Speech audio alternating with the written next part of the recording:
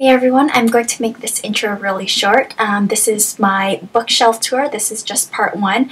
Be sure to check out part two in another video because I talk a lot and that is kind of bad. Okay, well, I'll talk to you guys later. Hope you enjoy it.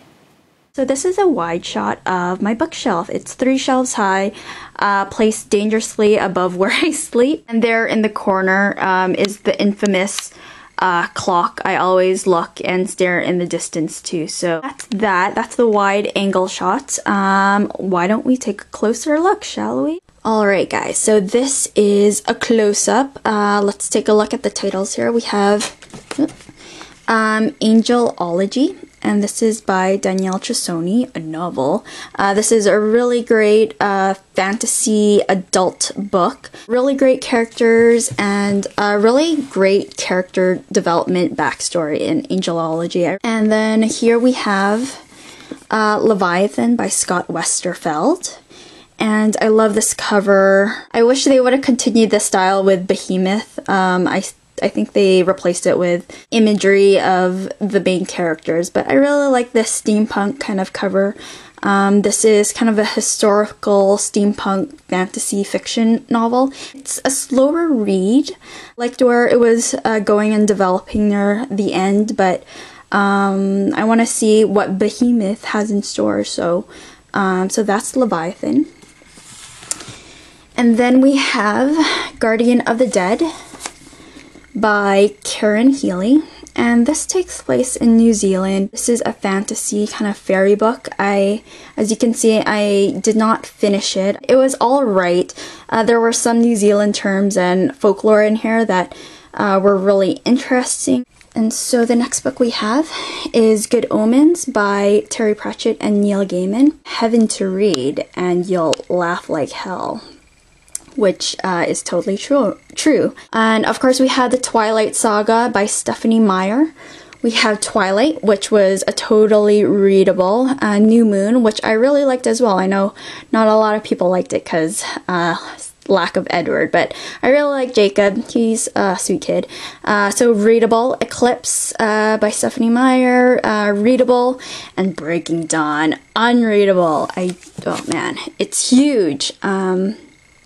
I did not like it because the amount of characters and there were so many story arcs in there and it was just messy. We'll go with messy. There was just a lot of stuff to keep track of and a lot of weird things going on and I did not care for it. But the first 3 were really good. I really liked it. So next here we have City of Bones, City of Ashes, City of Glass, and Clockwork Angel, all by Cassandra Clare.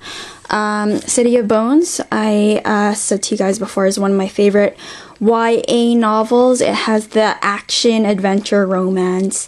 The dialogue was funny, the characters were really good, especially Jace. I was kind of reading it mostly for him.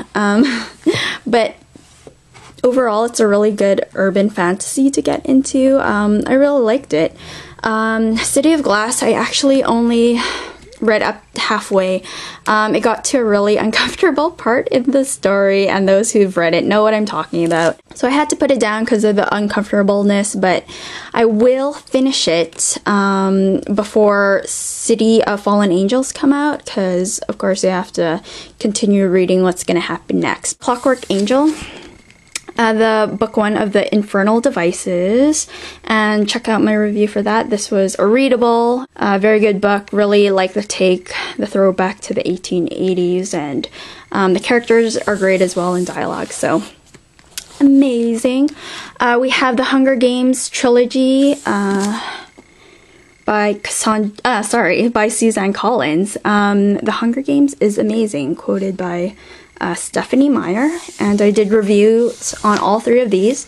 The Hunger Games is a readable, Catching Fire is a readable, and Mockingjay I gave, unfortunately, an unreadable. And I kind of wanted to explain more of why I chose unreadable. I totally get the war and realism, and it was a powerful, heavy book.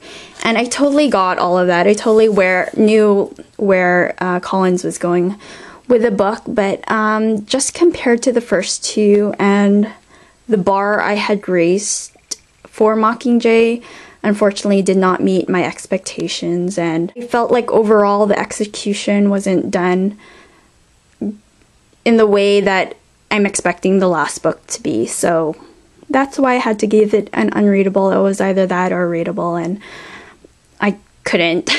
So yeah, so Mockingjay was, yeah.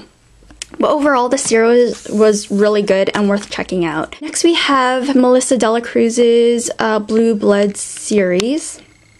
We have Blue Bloods, Masquerade, and Revelations. This is the second series I got, vampire series I got into after Twilight, and I give all three of these books unreadables. Unfortunately, I'm giving it an unreadable. It was just too Gossip Girl clicky for me. I like Dela Cruz's take on her vampires and the legend and myth behind that. The side stories of fashion and modeling and fashion shows and parties and stuff got too much and got in the way of the plot, which was interesting and I liked. So yeah, here we have the Scott Westerfeld's Ugly series. We have Ugly's Pretty Specials and Extras, and it was this book Extras that got me interested in reading the Uglies in the first place. I saw this face up in chapters and I was wondering why an Asian girl was on here. So I read the synopsis on the back, and it takes place in Japan, and I love Japanese culture and every aspect of it, so I wanted to see what this book was all about. And of course I can't start from the very last book, so I picked up the Ugly series and I got into it and I love it, and it's a really great sci-fi dystopian series to get into, so I was very satisfied and happy about it. So definitely check it out if you like that sort of stuff. And we have Scott Westerfeld's Bogus to Bubbly. This is an insider's guide to the world of uglies. And Scott Westerfeld's world, this dystopian world, and he explains all of that. And the terms and words that he makes up in the book are really fun and make the book interesting. So we have the Percy Jackson and the Olympian series. We have The Lightning Thief, The Sea of Monsters, The Titan's Curse, Battle of the Labyrinth, and The Last Olympian. Really great series for its demographic, action-packed, full of Greek mytho. Overall, the series is readable. Definitely check it out. Let's get into here. Hush Hush by Becca Fitzpatrick. Yes, I did read this book, and unfortunately, I'm giving it an unreadable. Yeah, I was afraid to let that one out because being feared of being trampled and mauled by the masses. I think I had problems with the characters and the plot, so yeah, that was unfortunate. I think I got it like a week after it was released, but anyways, this is The Forest of the Hands and Teeth by Carrie Ryan, a book I still have to read by the end of this month, so it looks really good and I look forward to reading that. We also have The Maze Runner by James Dashner, a very cool dystopian sci-fi novel. Definitely check it out if you haven't already. I mean, it's awesome. I can't wait to read Scorched Trials by James Dashner. So yeah. And we have Heist Society by Ali Carter. Really great book if you like con jobs and action and romantic tension. It's a really cute book. I hope there is a sequel in the works. We also have I Am Number 4 by Pittacus Lore, but really by James Fry, who wrote A Million Little Pieces. I like the sci-fi and the alien aspect, but it just got really cheesy and corny in the rest of it, which was kind of off-putting, but yeah. But I look forward to the movie. If you haven't seen the movie trailer for that, check it out. It looks pretty true to the book, actually. So we'll see if the dialogue and the cheesiness comes through in the movie. But anyways, we have Marcus Zusak, The Book Thief, and a really great book. Not your typical YA fiction novel. So yeah, so that's the first shelf. This will be the end of part 1. Part 2 coming up.